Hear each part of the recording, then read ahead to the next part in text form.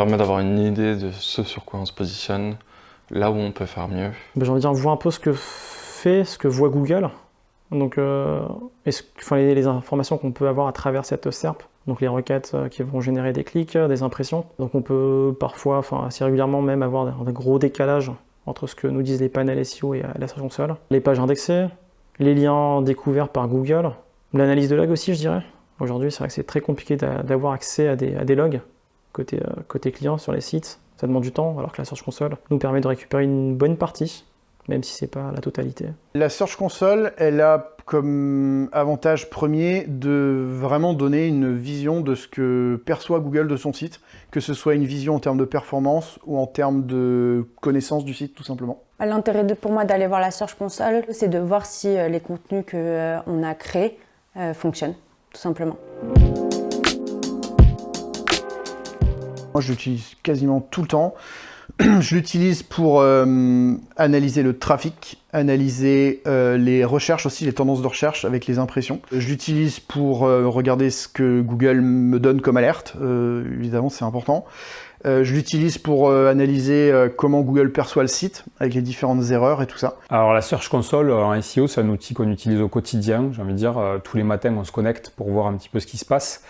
C'est quand même un outil génial, hein. C'est l'analytics côté Google, de google.fr, sur lequel on va voir toutes les requêtes qui nous permettent, déjà, sur lesquelles on est visible dans Google et qui nous permettent de générer du trafic sur le site. Et du coup, c'est un outil indispensable à tout bon référenceur ou à tout référenceur qui se respecte. J'utilise principalement pour voir ce sur quoi on se positionne, pour exporter les performances également, avoir un petit suivi de l'évolution des performances du site à travers le temps.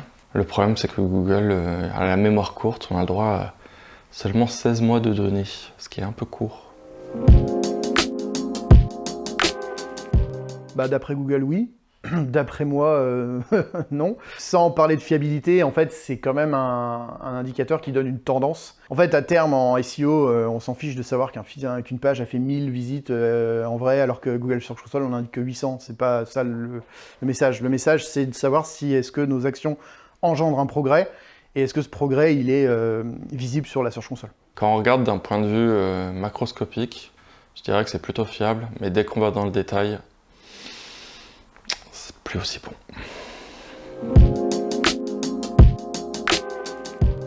Le rapport de performance. La partie trafic, globalement. C'est la partie, je trouve, la plus utile, je pense, sur la Search Console.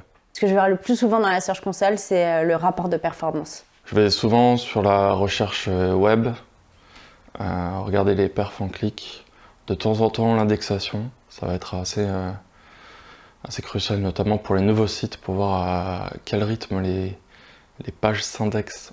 Et enfin, il y a un dernier rapport qui est assez intéressant, qui permet de voir les visites de Google, qui se trouve dans les paramètres, qui est un peu caché ce rapport-là, et qui permet du coup de voir à quelle fréquence Google nous a visités, et également la vitesse du site.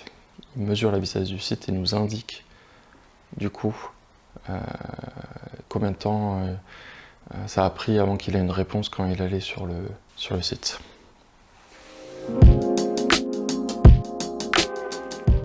Analytics, c'est un outil qui permet d'avoir une vue d'ensemble sur le trafic de son site par la plupart des leviers d'acquisition, que ce soit autant le SEO, SIA, trafic direct, les réseaux sociaux, des sites référents, alors que la Search Console va se focus sur le trafic venant de google.fr, que ce soit Google Images, Google Recherche, Google via la vidéo, et également Discover et Google Actualité.